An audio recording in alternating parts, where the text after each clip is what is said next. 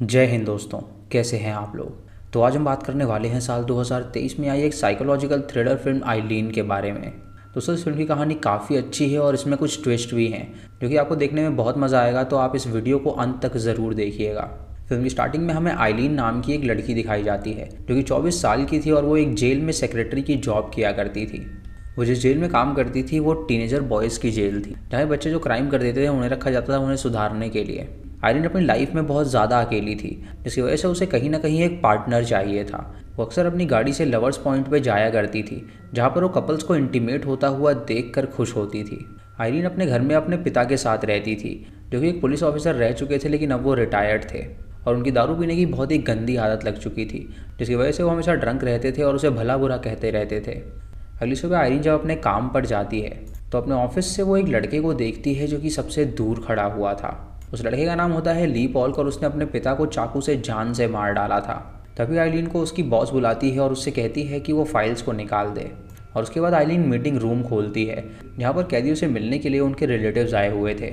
वहीं पे आइलीन एक सिक्योरिटी गार्ड को देखती है जो कि उसे काफ़ी हैंडसम लगता है और वो इमेजिन करती है कि वो बाहर आ गया है और वो उसके साथ इंटीमेट हो रहा है। इससे हम जान पाते हैं कि आइलीन बहुत ज़्यादा अकेली है और उसे कोई ना कोई अपनी लाइफ में चाहिए। उस दिन एक साइकाइट्रिस्ट का रिटायरमेंट होता है जो कि काफ़ी बूढ़े हो चुके थे और उनके रिटायरमेंट के बाद वहाँ पर एक नई साइकाइट्रिस्ट अपॉइंट होने वाली थी। रात को आयरिन जब अपने घर के बाहर पहुँचती है तो देखती है कि उसके पिता ने पड़ोसियों के साथ हंगामा कर दिया है। वो गन लेकर बाहर आ गए हैं और सारे पड़ोसियों को गाली दे रहे हैं। वहाँ पर एक ऑफिसर भी आता है जो कि उनसे गन छीन लेता है और उन्हें अंदर ले जाता है, जहाँ पर आयरिन अपने पिता को समझाती है और उनसे कहती है कि वो फिर से ऐसी हरकत ना करें, लेकिन उसके पिता बहुत ज़्यादा दारू पीते थे जिसकी वजह से वो ऐसी हरकत करते थे। अगली सुबह आयरिन जब फिर से काम पर जाती है तो वो उसी लड़के को वहाँ पर खड़ा हुआ पाती है जो कि बाकी लड़कों से काफ़ी अलग खड़ा था। उसके बाद जब वो बाहर जाती है कूड़ा फेंकने के लिए तो पार्किंग लॉट में उसे एक नई गाड़ी आती हुई नज़र आती है और उसके अंदर से रिबेका नाम की डॉक्टर निकलती है जो कि नई अपॉइंट हुई थी। आइरीन को वो काफ़ी पसंद आती है क्योंकि वो बहुत ज़्यादा सुंदर थी और वो किसी बड़ी एक्ट्रेस की तरह दिखती थी, जहाँ पे रिबेका की नज़र भी उस पर पड़ जाती है। और कुछ देर बाद रिबेका उससे बात करने के लिए उसके पास आती है, जहाँ पे वो उससे उसका नाम पूछती है तो वो बताती है कि उसका नाम आइलीन है। उसी दिन वहाँ पर क्रिसमस के लिए वो लोग तैयारी भी कर रहे थे, जहाँ पर वो लोग उन जवान कैदियों से कहते हैं कि अब क्रिसमस आ रहा है तो वो लड़ाई झगड़ा छोड़ दें। उसके बाद वो सभी वहाँ पर एक प्ले करते हैं जहाँ पर रिबेका भी आती है और आइलीन जब रिबेका को वहाँ पर देखती है तो वो उसे देखती ही रहती है क्योंकि उसे वो कहीं ना कहीं पसंद आने लगी थी। तभी रिबेका भी आइलीन की तरफ देखती है और उसे पता लग जाता है कि वो उसे पसंद करती है। तभी वहाँ पे कुछ बच्चे लड़ने लगते हैं जिसकी वजह से प्रोग्राम को रद्द कर दिया जाता है। और रात को आइलीन जब अपने घर जाती है तो वहाँ पर वो खूब मुस्कुराती है क्योंकि उसे एक नई दोस्त मिल गई थी जिसका नाम रिबेका था। उसका पिता उससे कहता है कि मुस्कुराते हुए वो बहुत ही गंदी दिखती है और वो इस बात का ख्याल रखे कि कोई भी उसका दोस्त नहीं बन सकता। आइलीन सोचती है कि आखिर ये उसका कैसा बाप है जिसको उसके बच्चे की बिल्कुल भी फिक्र ही नहीं है। अगले दिन आइलीन जब अपने काम पर होती है तो वो उस लड़के को बाहर नहीं पाती, जिसकी वजह से वो ली के जेल में जाती है और देखती है कि वहाँ पर वो लेटा हुआ है। उसे क्यूरियोसिटी होने लगती है कि आखिर इतना शांत बच्चा कोई मर्डर कैसे कर सकता है। इसीलिए वो रिकॉर्ड रूम में जाती है और वहाँ पर उसकी फ़ाइल को पढ़ने लगती है। लेकिन तभी रिबेका वहाँ पर आ जाती है और उसे देखकर उसकी फाइल्स नीचे गिर जाती हैं, जिसकी वजह से आइलीन उन फाइल्स को उठाने लगती है। रिबेका उससे पूछती है कि क्या वो ली की फाइल्स को पढ़ रही थी, तो वो उससे कहती है कि वो जानना चाहती थी कि आखिर उसने मर्डर क्यों किया। रिबेका उससे कहती है कि उसे भी यही बात जाननी है कि वो इतना शरीफ बच्चा है तो आखिर वो मर्डर कैसे कर सकता है। वो एक रात को अपने पिता के कमरे में गया और चाकू से उन्हें स्टैब करके जान से मार डाला और वहाँ पर उसकी माँ भी मौजूद थी जो कि ये सब देख रही थी। उसे लगता है कि शायद उसकी माँ कोई ना कोई बात ज़रूर छुपा रही है और उससे सच निकलवाने के लिए वो मिसेस पोल्क से पूरी बात करेगी। अगले दिन वो मिसेस पोल्क को बुलाती है उसके बेटे से मिलने के लिए और जब मिसेस पोल्क वहाँ पर आती है तो आइलीन उसे देखकर हैरान हो जाती है क्योंकि वो इतने सालों बाद अपने बेटे से मिलने के लिए आई थी। तभी रिबेका वहाँ पर आकर कहती है कि उसने ही इसे बुलाया है ताकि वो अपने बेटे से मिल सके। और जब वो अपने बेटे से मिलती है तो उसका बेटा उसका कोई भी जवाब नहीं दे रहा था, जिससे फ्रस्ट्रेट होकर वो तुरंत वहाँ से भाग निकलती है। उसके बाद रिबेका ली से सच उगलवाना चाहती है, इसीलिए वो उसे अपने कैबिन में ले जाती है और आइलीन भी चाहती थी कि वो उसकी दास्तां सुने। लेकिन जब वो रिबेका के कैबिन में आने की कोशिश करती है तो रिबेका उसे बाहर भेज देती है और वहाँ पे आके वो उससे कहती है कि दरअसल आज शाम को वो फ्री है तो क्यों ना वो बार में मिले जहाँ पर वो इंजॉय कर सके। आइलीन सुन के खुश हो जाती है क्योंकि उसे अब एक नई दोस्त मिल चुकी थी, इसीलिए वो रात को अपनी शेविंग कर लेती है और अच्छे कपड़े पहन के तैयार हो जाती है और उसके बाद वो अपनी गाड़ी लेकर उस बार में जाने के लिए निकल जाती है। जब वो बार में पहुंचती है तो वहाँ पर उसे रिबेका मिलती है, जो कि उसे कॉम्प्लीमेंट देती है और उसे बताती है कि वो बहुत ज़्यादा सुंदर दिख रही है। आइलीन उससे कहती है कि दरअसल ये कपड़े उसकी माँ के हैं, जो कि अब इस दुनिया में नहीं हैं। रिबेका उससे पूछती है कि वो इतनी जवान है तो वो जेल में जॉब क्यों कर रही है, बल्कि वहाँ पे जॉब करना बिल्कुल भी सेफ़ नहीं है।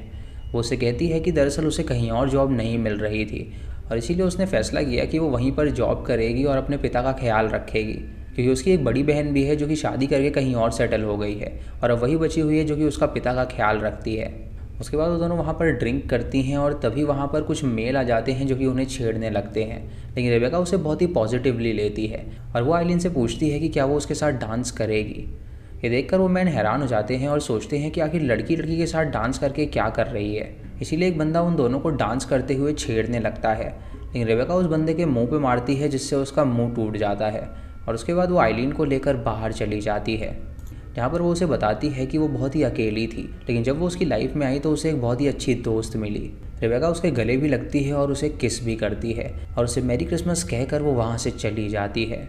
आइलीन इससे बहुत ही ज़्यादा खुश होती है कि उसने उसे किस किया और उसके जाने के बाद वो बार में जाती है जहाँ पर वो उसकी झूठी सिगरेट को पीने लगती है। उसके बाद वो अपने घर चली जाती है जहाँ पर वो कार में ही सो गई थी और अगली सुबह जब वो उठती है तो देखती है कि उसके मुंह के पास उल्टी पड़ी हुई है, जो कि उसने रात को की थी। वो तुरंत गाड़ी के बाहर आती है और अपने पिता से दरवाज़ा खोलने के लिए कहती है, लेकिन उसका पिता दरवाज़ा खोलने को राज़ी ही नहीं था, क्योंकि उसने उसकी हालत देखकर उसे अंदर आने ही नहीं दिया था।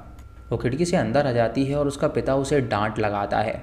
उसके बाद वो कपड़ा लेकर बाहर जाती है जहाँ पर वो अपनी कार को साफ़ करने लगती है और तभी वहाँ पर एक इंस्पेक्टर आता है जो कि उससे कहता है कि उसके पिता के पास जो गन है वो बिल्कुल भी सेफ़ नहीं है, इसीलिए वो चाहता है कि वो उस गन को अपने पास ही रखे, क्योंकि कल रात को भी उसके पिता वो गन लेकर बाहर आ गए थे और पड़ोसियों को परेशान कर रहे थे। ये सुन के आइलीन राज़ी हो जाती है और उस गन को उसे दे दिया जाता है, जिसे वो अपनी कार के अंदर रख लेती है ताकि उसका पिता उस गन तक ना पहुँच सके।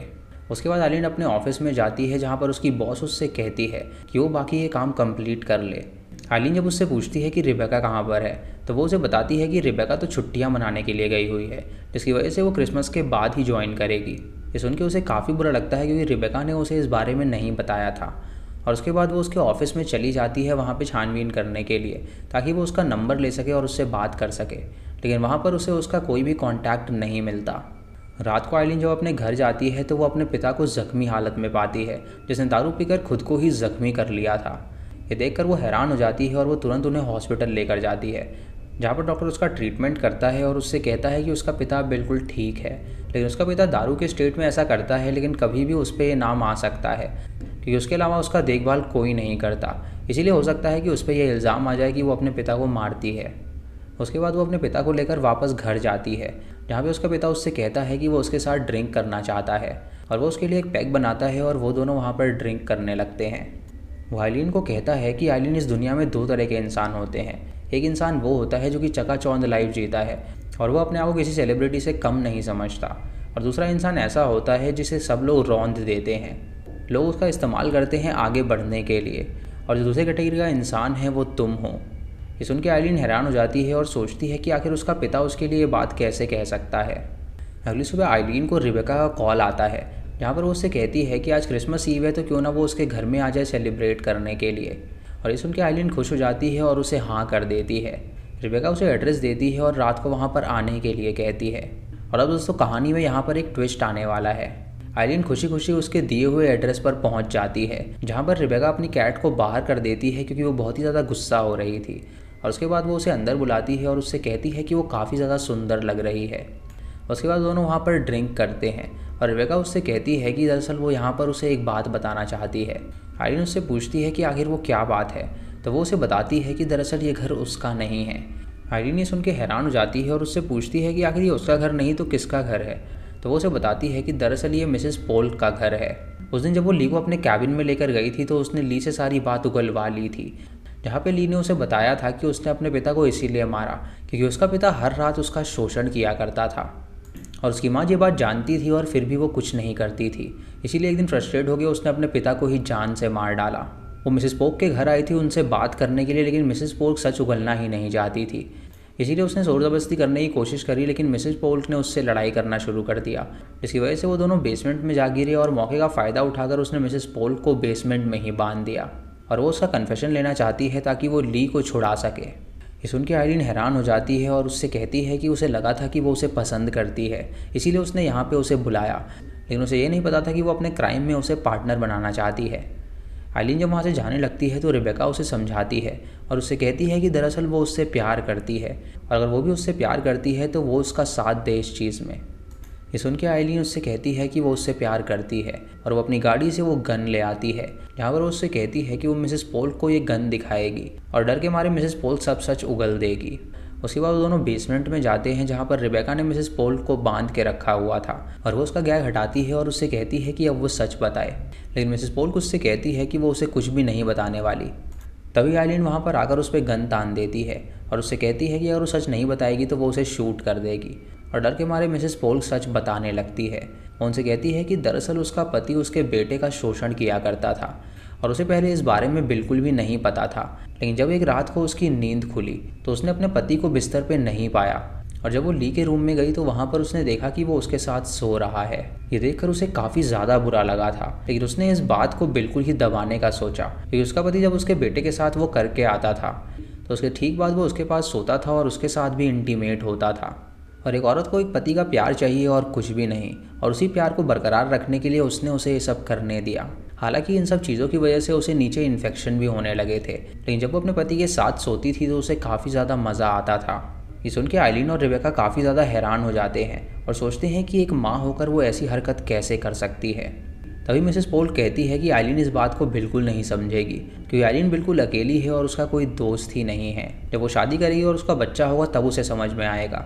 ये सुन के आइलीन को बहुत ही बुरा लगता है और वो उसके कंधे पर शूट कर देती है, जिससे वो ज़ोर से चिल्लाने लगती है तो वो दोनों उसका मुंह बंद करती हैं और उसे पिल्स दे देती हैं, जिससे कि वो वहीं पर बेहोश हो जाती है। उसके बाद रेबेका उससे पूछती है कि आखिर उसने उसे शूट क्यों किया, तो आइलीन उसे बताती है कि उसे गुस्सा आया तो उसने शूट कर दिया। रेबेका उससे कहती है कि अब वो आगे क्या करेंगे, तो आइलीन उससे कहती है कि क्यों ना वो इसका इल्ज़ाम उसके पिता पे लगा दें, क्योंकि उसका पिता पियक्कड़ है और वो हमेशा गोली लेकर बाहर निकल जाता है। और पुलिस जब उसके पिता को पकड़ के ले जाएगी तो वो दोनों यहाँ से न्यूयॉर्क चली जाएंगी, जहाँ पर वो दोनों एक साथ रहेंगी और अपनी दुनिया बसाएंगी। ये सुन के रेबेका राज़ी हो जाती है और वो दोनों मिलकर मिसेस पोल्क को आइलीन के गाड़ी में डाल देती हैं। रेबेका आइलीन से कहती है कि वो इस घर को अच्छे से साफ़ करने जा रही है ताकि कोई भी सबूत ना मिले, और साफ़ सफाई करने के बाद वो सीधा उसके घर में आ जाएगी। आइलीन उसकी बात का विश्वास कर लेती है और अपने घर में चली जाती है, जहाँ पर वो उसका इंतज़ार करने लगती है, लेकिन घंटों तक इंतज़ार के बाद भी रेबेका वहाँ पर नहीं आती, जैसे कि आइलीन समझ जाती है कि रेबेका ने उसे धोखा दिया है। अब वो सोचने लगती है कि आगे वो क्या करेगी। वो तुरंत अपनी गाड़ी लेकर एक सुनसान से जंगल में चली जाती है, जहाँ पर वो अपनी गाड़ी को स्टार्ट करके छोड़ देती है और उसके गाड़ी के अंदर से धुआं निकल रहा था, जो कि उसकी गाड़ी में भरने लगता है और उस गाड़ी के अंदर मिसेस पोल्क भी होती है। उसने ऐसा इसीलिए किया ताकि मिसेस पोल्क सफोकेशन की वजह से वहाँ पर मर जाए, और उसे मरने की हालत में छोड़कर वो रोड पे चली जाती है, जहाँ पे वो ट्रक को रोकती है और उसमें बैठकर वो दूसरे शहर जाने के लिए निकल जाती है। और इसी के साथ ये मूवी यहीं पर ख़त्म हो जाती है। तो दोस्तों, ये थी आइलीन मूवी की कहानी। आपको इसका ट्विस्ट और सस्पेंस कैसा लगा, आप हमें कमेंट सेक्शन में ज़रूर बताइएगा। इस फिल्म की जो एंडिंग है वो बहुत ही सिंपल सी रखी गई है। यहाँ पर बस ये दिखाया गया है कि आइलीन वहाँ से निकल रही है, लेकिन अल्टीमेटली पुलिस उसे पकड़ ही लेगी, या फिर ये भी हो सकता है कि पुलिस उसके पिता पे इल्ज़ाम लगा दे। आपको क्या लगता है, आप हमें कमेंट सेक्शन में ज़रूर बताइएगा। चैनल पे नए हैं तो इसे सब्सक्राइब करें और बेल आइकन दबाएं नोटिफिकेशंस के लिए। और दोस्तों, वीडियो को लाइक और शेयर करना बिल्कुल मत भूलिएगा। तो मैं मिलता हूँ आपको अगली वीडियो में, तब तक के लिए जय हिंद।